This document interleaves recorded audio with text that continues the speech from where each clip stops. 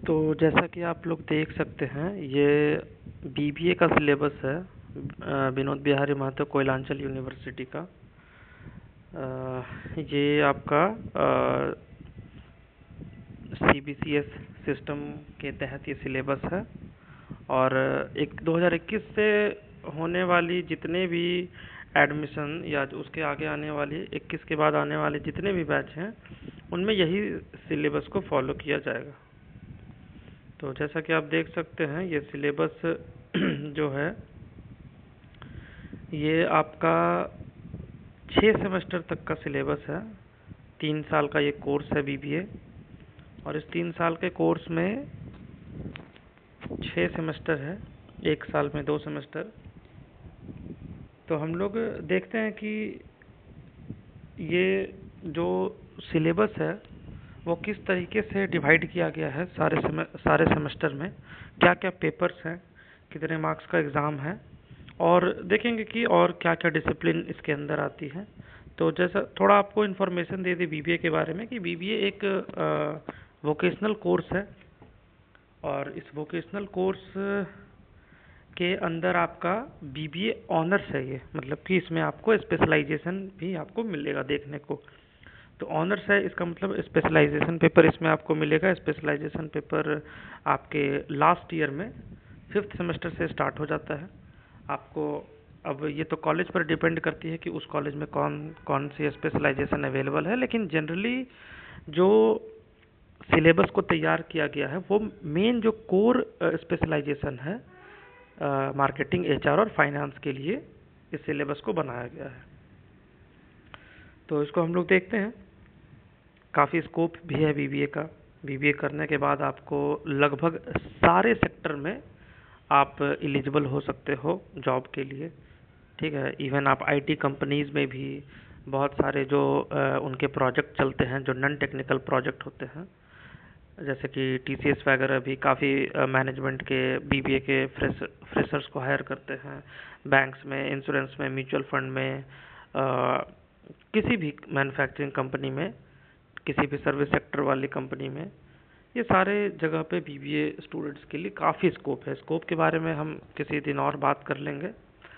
काफ़ी स्कोप है। BBA MBA जो है ये बहुत ही रिस्पेक्टेड कोर्स मानी जाती है, और जितने भी जो कंपनीज जो चलते हैं वो इन कोर्सेज को बहुत अहमियत देते हैं, बजाय कि जो एमबीए का जो कोर्स है या जो हायर एजुकेशन है, जो हायर डिग्री है बीबीए के बाद, उसको अगर अच्छी कॉलेज से किया जाए तो देखते हैं हम लोग सेमेस्टर 1 के सिलेबस को हम लोग पहले देखते हैं। सेमेस्टर 1 का जो सिलेबस है इसमें आपको 4 पेपर देखने को मिलेगा।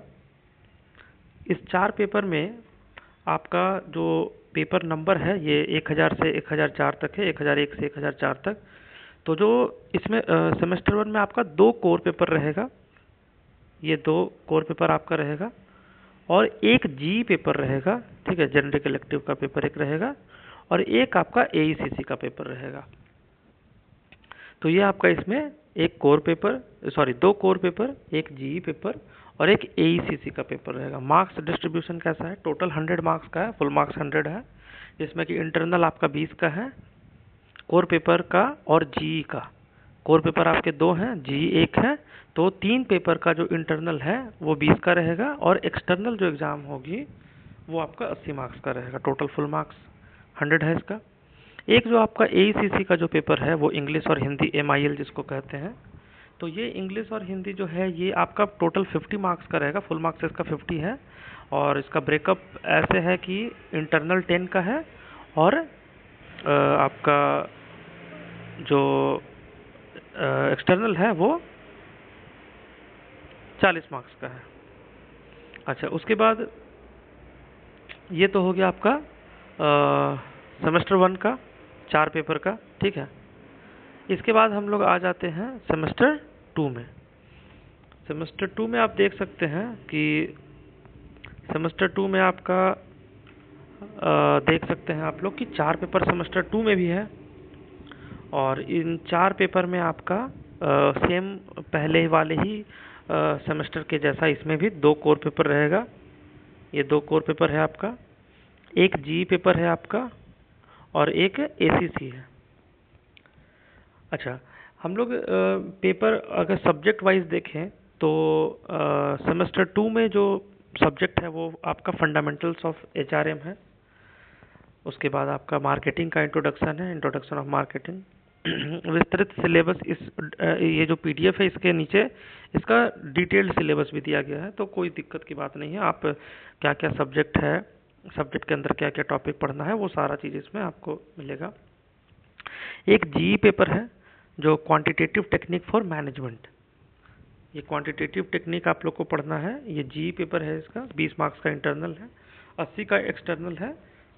सेम उसी तरीके से 2 कोर और 1 जीई और एक एसीसी पेपर इसमें ऐड हो जाता है। तो 2 कोर सेमेस्टर 2 में भी, 2 कोर सेमेस्टर 1 में भी, 1 जीई सेमेस्टर 1 में भी, 1 जीई सेमेस्टर 2 में भी। ठीक है। अच्छा, कोर और जीई का जैसे कि पहले से आप लोग को पता है कि 100 मार्क्स का होता है और ब्रेकअप इसका कैसे है, 20 का इंटरनल और 80 का एक्सटर्नल। उसके बाद इसमें भी आपका एक एसीसी पेपर है, इन्वायरमेंटल साइंस, एसीसी। ये जो एसीसी पेपर है, ये एसीसी पेपर आपका 50 मार्क्स का रहेगा। इसमें इंटरनल आपका 10 मार्क्स का रहेगा और एक्सटर्नल आपका 40 मार्क्स का रहेगा। टोटल ये 50 मार्क्स का ये आपका इन्वायरमेंटल साइंस का सब्जेक्ट है।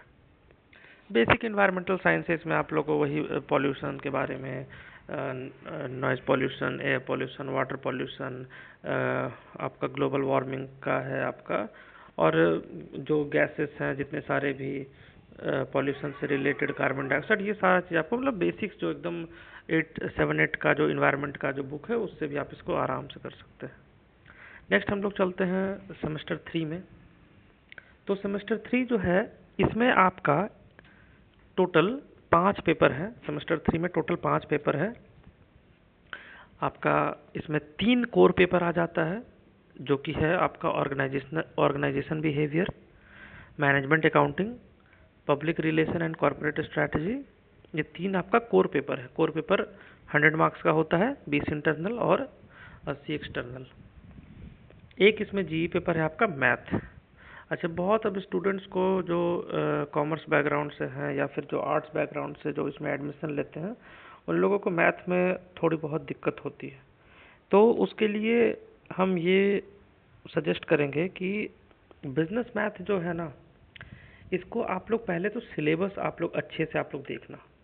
बिजनेस मैथमेटिक्स का सिलेबस आप लोग अच्छे से देखना। उस सिलेबस में आप लोग देखोगे कि एपी के बारे में है, टॉपिक उसका हम बता देते हैं। जैसे एपी है उसमें, ठीक है, कंपाउंड इंटरेस्ट, सिंपल इंटरेस्ट है, परसेंटेज है, रेशियो है, प्रोपोर्शनेट है, ठीक है, नंबर सिस्टम है। तो ये भी कोई बहुत टफ नहीं है।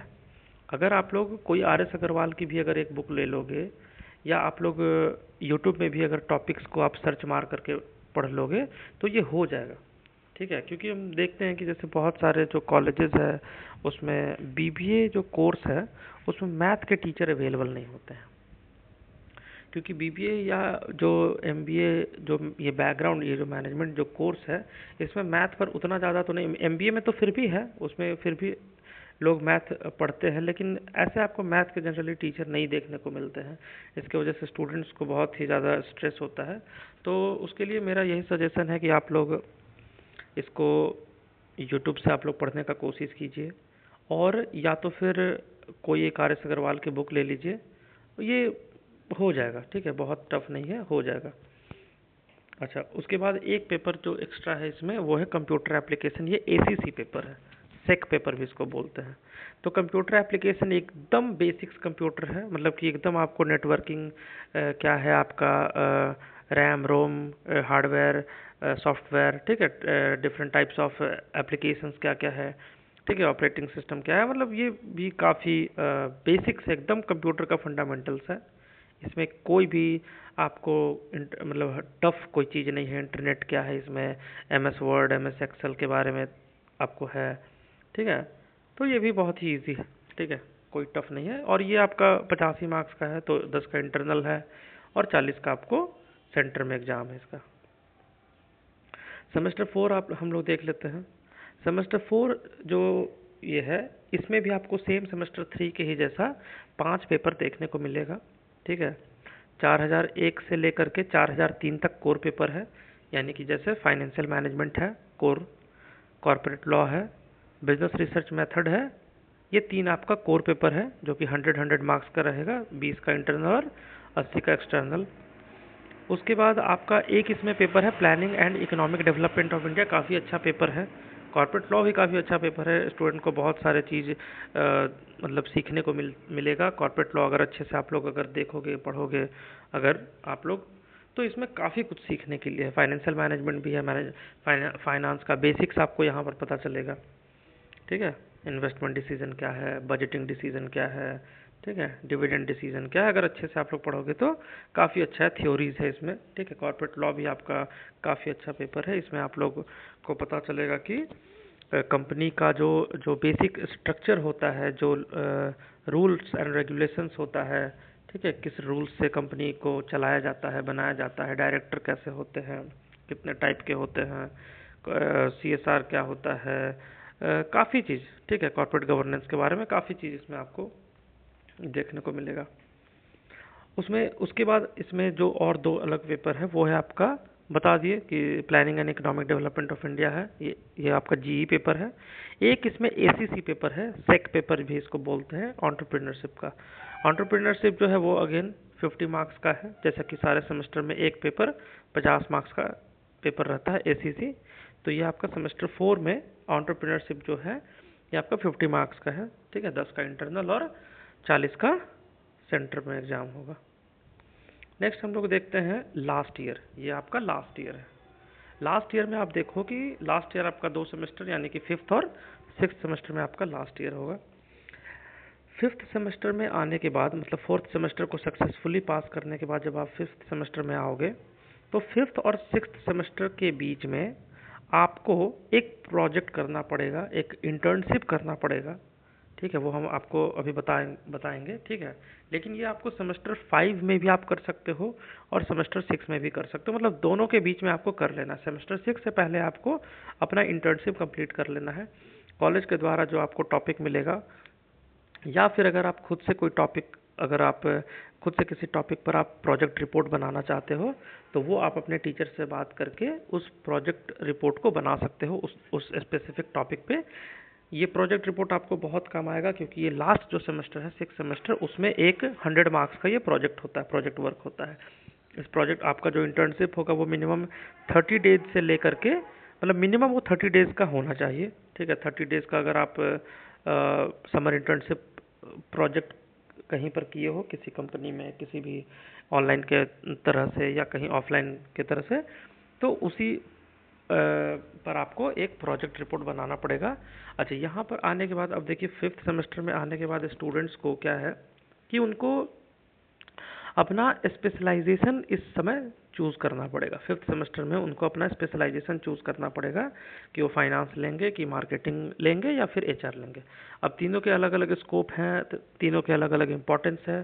तो इसके लिए अगर देखते हैं कि जिस तरीके से इंक्वायरी आती है तो हम एक इसमें डिटेल में इसका डिस्कशन हम करेंगे कि मार्केटिंग, फाइनेंस और HR में का क्या स्कोप है, क्या इनका करियर स्कोप है, क्या बेनिफिट है, ठीक है, प्रोज कॉन, सारी चीज़ों को देखेंगे। तो 5th सेमेस्टर का पेपर आप देख लो कि आपका 2 पेपर तो इसमें कोर पेपर है। एक है आपका business policy and strategic management, काफ़ी अच्छा पेपर है बिजनेस पॉलिसी के बारे में।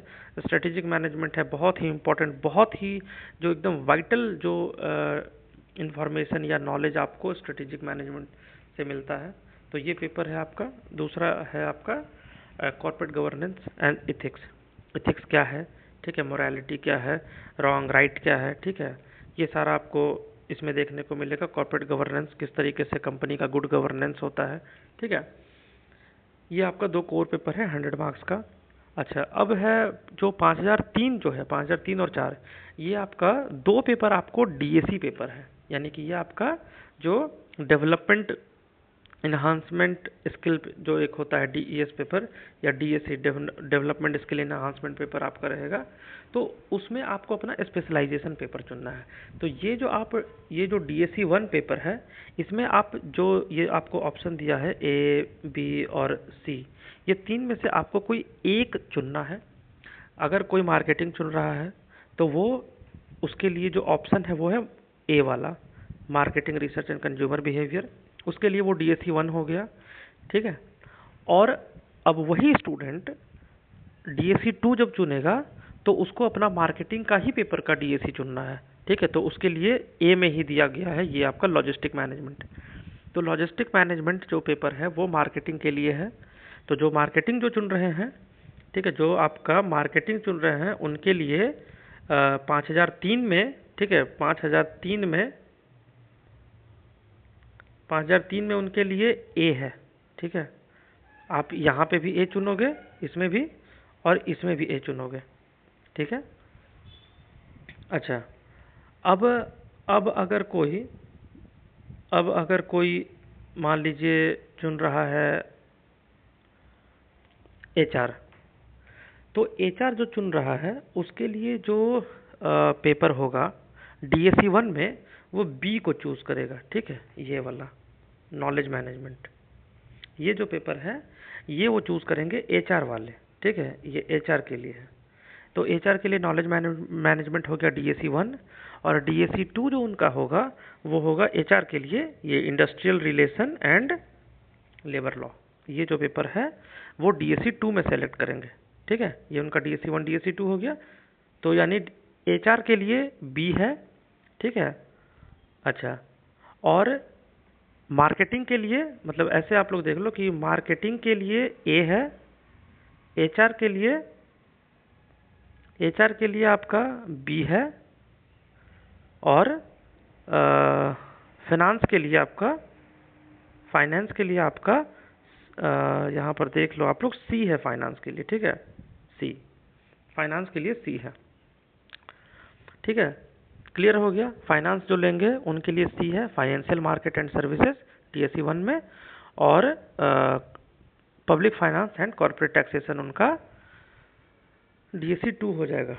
तो ये उनका हो गया सेमेस्टर 5 का। अच्छा, इसमें कोई भी एसीसी पेपर नहीं है, कोई भी जीई पेपर नहीं है, तो ये आपका कंप्लीटली 100 मार्क्स का, ये आपका चारों पेपर का एग्जाम आपका 100 मार्क्स का होगा, ठीक है। कोई भी इसमें 50 मार्क्स का एग्जाम नहीं है, इसमें सारा 100 मार्क्स का है, 20 का इंटरनल और 80 का एक्सटर्नल, ठीक है।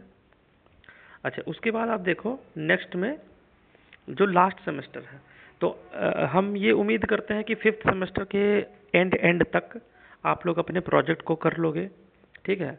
और 6th सेमेस्टर के स्टार्टिंग में आपका जब प्रोजेक्ट हो चुका होगा तो इसमें आपका सेम उसी तरीके से जैसे 5th सेमेस्टर में था उसी तरीके से 6th सेमेस्टर लास्ट सेमेस्टर में भी आपको 2 कोर पेपर मिलेगी, ठीक है। इसमें आपका 2 कोर पेपर रहेगा।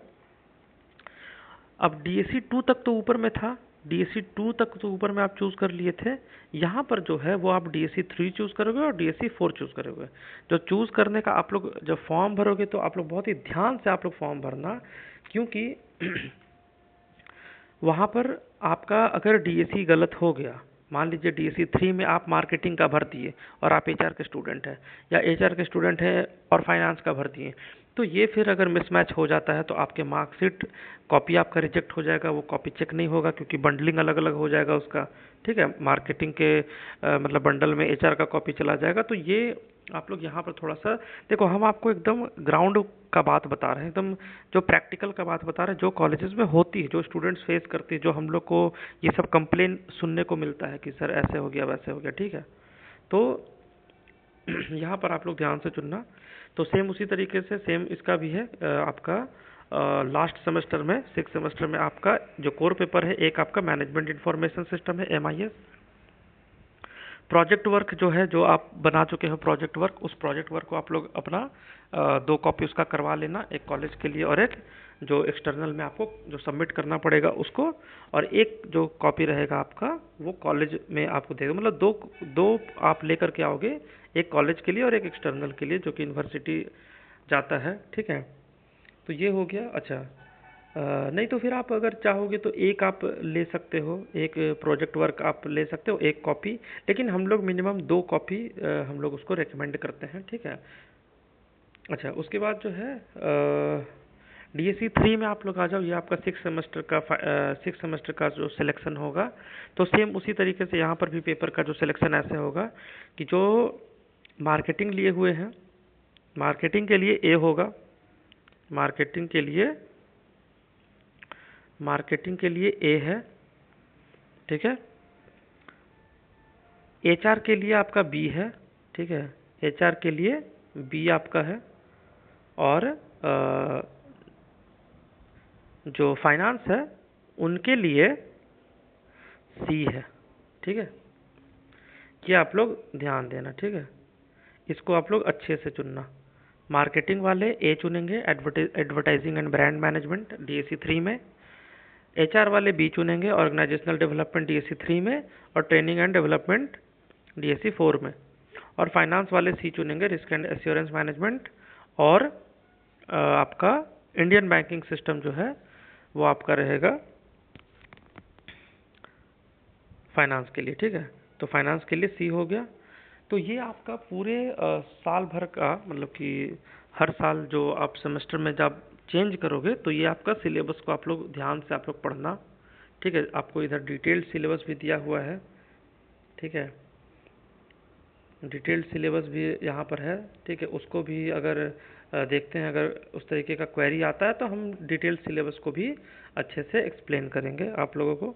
और आप लोग अच्छे से आप लोग पढ़ाई करो, बहुत ही अच्छा कोर्स चुने हो। अगर आप लोग बीबीए कोर्स चुने हुए तो आप लोग बहुत ही अच्छा कोर्स चुने हुए हो।